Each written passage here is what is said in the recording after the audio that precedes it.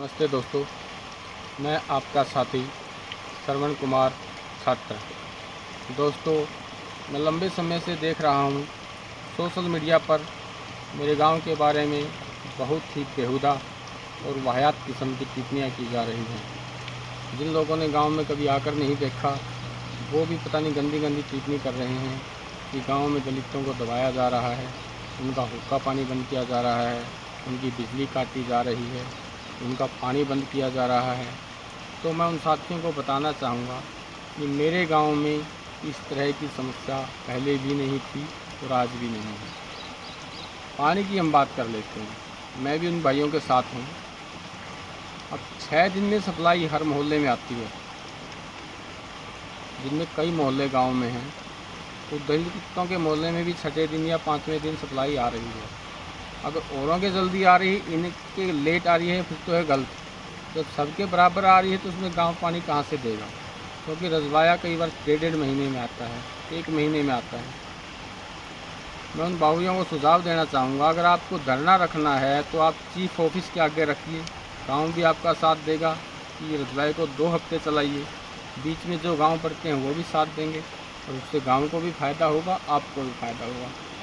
दूसरा सुझाव मैंने उनको ये दिया था कि चबूतरे की बजाय जो पीछे जगह पड़ी है वहाँ पे आप बोर लगवा लीजिए फंड के पैसे से, जो पंचायत का फंड है। और प्लेट जो हैं सोलर प्लेट लगवाइए, उससे जो गांव का ये मुद्दा है कि 11,000 की लाइनें वहाँ से जाएंगी वो भी ख़त्म हो जाएगा, आपकी पानी की समस्या भी ख़त्म हो जाएगी।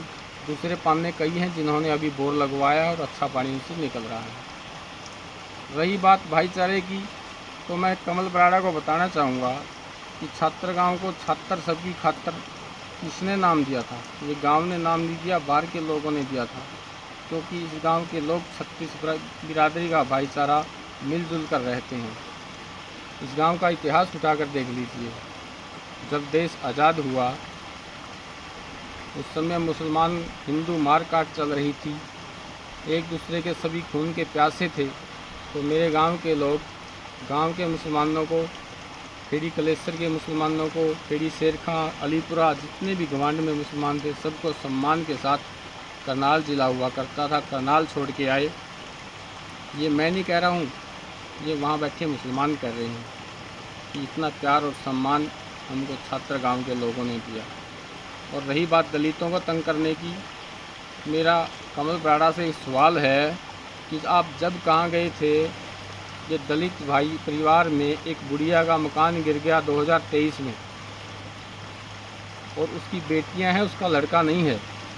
सारे गांव ने मिलकर उसका मकान बारिश होने से पहले तैयार करवा के दे दिया। तब तो आप मदद के लिए नहीं आए। अभी पीछे कई लड़के एक्सीडेंट हो गए जिनमें 2 की डेथ भी हो गई। सारे गांव ने मिल के जितना भी हॉस्पिटल में पैसा लगा, सारे गांव ने मिलकर इकट्ठा करके उन पे लगाया और हॉस्पिटल से अपने पैसे से डिस्चार्ज करवाया। किसी गरीब के घर में शादी हो या और कोई आदमी दुखी हो तो सारा गांव मिलकर उसकी मदद करता है। आप कैसे कह सकते हैं छात्र में भाईचारा नहीं है? आपको छात्र गांव से आकर, छात्र के पंचायती लोगों से आकर सीखना चाहिए। मैं तो ये कहना चाहूँगा, आग लगाने की बजाय वहाँ आकर सीखना चाहिए। आग लगाने के लिए PSC एक्ट लग जाएगा। कुछ कमीशन वो होता है ना, बड़ा भेड़िया मांस खाता है तो छोटे छोटे भेड़िए बैठे रहते हैं, वो कुतर कुतर कर खाते हैं। PSC एक्ट लग जाए और कुछ पैसे मेरे भी हिस्से आ जाएंगे। वो सोच को आप छोड़ दीजिए। भाईचारा सीखना है तो छात्र गांव में आके सीखिए। और अनेकों उदाहरण हैं।